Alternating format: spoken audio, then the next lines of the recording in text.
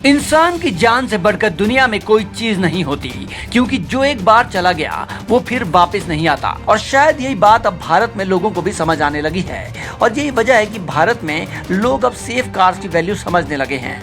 एक समय था जब टाटा की गाड़ियों का, खासकर कार्स को ज्यादा अच्छा नहीं माना जाता था, लेकिन पिछले कुछ वर्षों में टाटा ने न सिर्फ डिजाइन और टेक्नोलॉजी में काफी सुधार किया है, बल्कि सेफ्टी में भी ग्लोबल एनकैप में 5 स्टार रेटिंग ली है।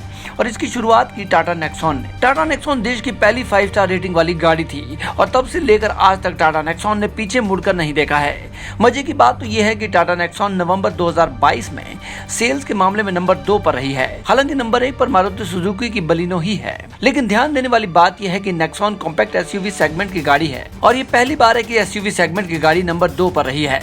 दिसंबर 2022 की ओवरऑल सेल्स की बात की जाए तो मारुति सुजुकी नंबर 1 पर है, जबकि नंबर 2 पर टाटा मोटर्स है। ये न सिर्फ टाटा बल्कि देश के लिए भी गर्व की बात है कि देश में मैन्युफैक्चर होने वाली गाड़ियों की लोग अब कदर करने लगे हैं, और देश में बनने वाली गाड़ियां ग्लोबल लेवल पर भी माने जाने लगी हैं। देश भर में अब तक 4 लाख से ज्यादा टाटा नेक्सॉन बिक चुकी हैं, और इनकी सेल्स दिन ब दिन बढ़ती जा रही हैं। तो आखिर क्या वजह है कि टाटा मोटर्स ने मात्र 5-6 साल में वो कर दिखाया जो बाकी कार मैन्युफैक्चरर्स इतने सालों में भी नहीं कर पाए? आइए जानते हैं। अगर आपने नहीं किया चाहे न्यूज को सब्सक्राइब तो तुरंत करें और नोटिफिकेशन बेल जरूर दबाएं। टाटा मोटर्स ने देश में टाटा सफारी और टाटा सियरा जैसी एसयूवीज उस समय लॉन्च की थी जब देश में एसयूवीज का नाम भी शायद गिने चुने लोगों ने ही सुना था।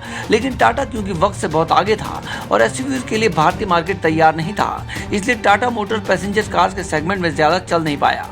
बड़ी और महंगी गाड़ियों का शौक भी कोई ही रख सकता था, इसलिए उस समय मारुति ने मारुति 800 और एस्टीम जैसी कारों को मिडिल क्लास के एक बड़े मार्केट को भुना लिया।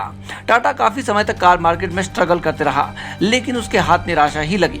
लेकिन 2014-15 में टाटा ने अपनी सारी स्ट्रेटेजीज बदली और टाटा टियागो और टिगोर जैसी कारों से फिर शुरुआत की। ये कारें मॉडर्न लुक और डिजाइन के साथ न केवल अफोर्डेबल थी, बल्कि सेफ्टी के मामले में भी जबरदस्त थी। और फिर आई टाटा नेक्सॉन। नेक्सॉन भारत में निर्मित वो पहली कॉम्पैक्ट एसयूवी थी जिसने ग्लोबल एनकैप में 5 स्टार रेटिंग हासिल की थी। बस यहीं से टाटा ने मार्केट में सेंध मारना शुरू किया। टाटा ने सेफर कार्स का अपना ट्रस्ट न तोड़ते हुए आफ्टर सेल सर्विस पर भी ध्यान दिया और एक के बाद एक धांसू गाड़ियां मार्केट में उतारी। आज 4 लाख से ज्यादा नेक्सॉन भारतीय सड़कों पर दौड़ रही है, और दिसंबर 2022 में टाटा मारुति के बाद दूसरी सबसे ज्यादा कार बेचने वाली कंपनी बन गई है। अब इसे रतन टाटा की लीडरशिप कही जाए या कुछ और, ये तो आप ही बेहतर बता सकते हैं। इंडिया की तमाम तरह की खबरों के लिए हॉट इंडियन न्यूज को सब्सक्राइब करना न भूलें।